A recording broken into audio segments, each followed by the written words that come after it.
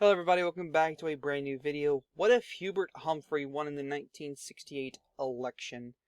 Now this would be the map if he were to win. He would win 291 to 246. In order for him to win, George Wallace would not have to run, because that's pretty much what hindered Humphrey's ability to win, was because of the numbers in the South.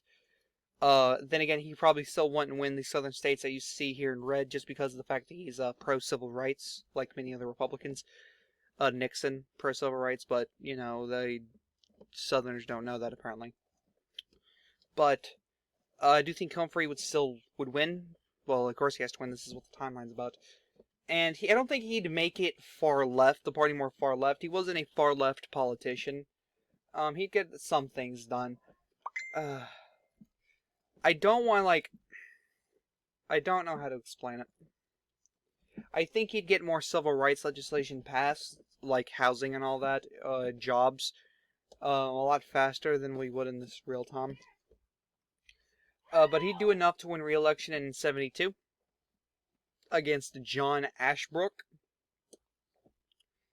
And the Republican Party would become more conservative, because they, in this timeline, would push Humphrey as a far-left socialist. But it would fail, as Humphrey would win 306 to 231 to win re-election. Going on to 1976, Ronald Reagan, again, the Republican Party's moving more to the right, more conservative. He would face off against Washington Senator Henry Jackson. Yeah, that guy. We talked about him before. And Reagan would win in a landslide, as Humphrey would go through a recession, like as an October surprise, like the numbers would come back and a recession would occur. It would, like, we would be in a recession and, like, as an October surprise, which would push Reagan over the top to beat Henry Jackson. Reagan would do a lot better in the South. Of course, he wouldn't win West Virginia, Arkansas, Georgia, very blue states. He would also fail to pick off West Washington, as that was Jackson's home state. But he would also choose Jack Kemp as his running mate, in my opinion. And this would still cause him to lose Georgia. I don't think he'd win Georgia with Kemp on the ticket. Going on to 1980, Reagan would have a lot of ups and downs. The recession would get better, but he would go through the Iran-Contra affair, and Ted Kennedy would end up winning the Democrat nomination, as they would become more liberal, not far left, just very moderate liberalism. And Kennedy would be a good opponent to Reagan. I still think Reagan would beat Kennedy, but he would lose the popular vote, which would make Democrats go on the, hey, let's get rid of the Electoral College shtick again. And going on to 1984, Senator George Bush, yes, he's a senator in this timeline, he would beat Lloyd Benson to gain his seat. Maybe not Benson, but maybe not him. Maybe not him.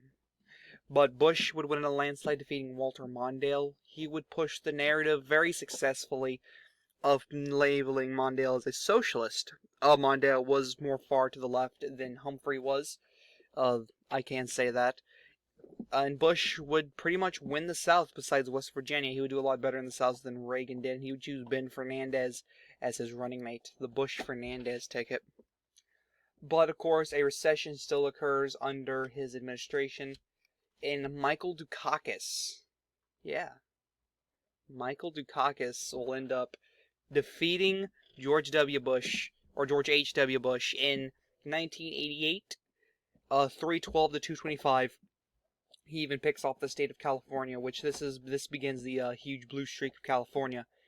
And Dukakis, not a far left individual. He's more far left than the last Democrat president, Hubert Humphrey, but not a socialist.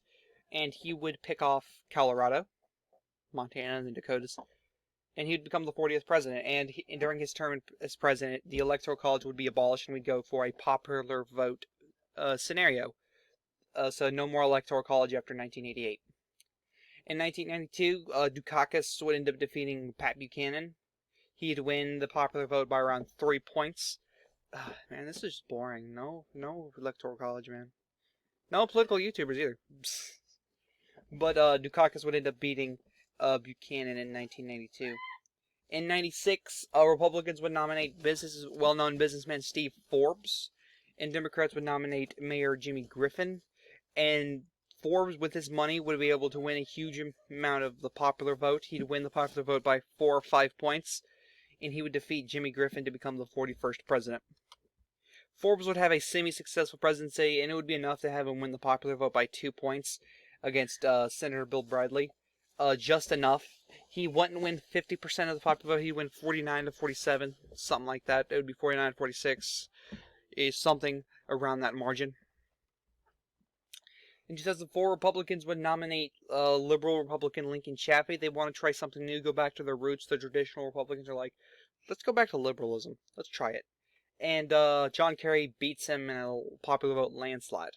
Yes, like it has to like conservatives would actually back the libertarian candidate, as a libertarian candidate would garner 10% of the popular vote in this year, as John Kerry would actually end up winning the popular vote by 11 points over Lincoln Chaffee. In 2008, Kerry would experience the bubble burst, the housing bubble burst, which would, and Mitt Romney would go towards, excuse me, Mitt Romney would win the Republican nomination, not John McCain. Mitt Romney would win it, the more conservative choice, and Romney would defeat John Kerry to become the 43rd president. I don't think McCain would have ran in 2008, since him and John Kerry were like best friends, but Romney would win the popular vote by around 8 points or so. In 2012, Dennis Kucinich, he would take the party more to the left. We're not towards socialist levels yet, but he would take the party more to the left, and Romney would end up beating him by 6 points. And Romney, oh, by the way, Romney's running mate is Rudy Giuliani, by the way. Going on in 2016, Democrats would go full-on socialist, would nominate a Democrat socialist, Bernie Sanders, for the nominee, and he would choose Elizabeth Warren, a fellow socialist, as his running mate. Republicans would have a huge field to choose from. I don't think Donald Trump would run. I'd still think he'd be an independent, but I don't think he'd run in this election. But Ted Cruz would end up winning the nomination. I don't have 2020.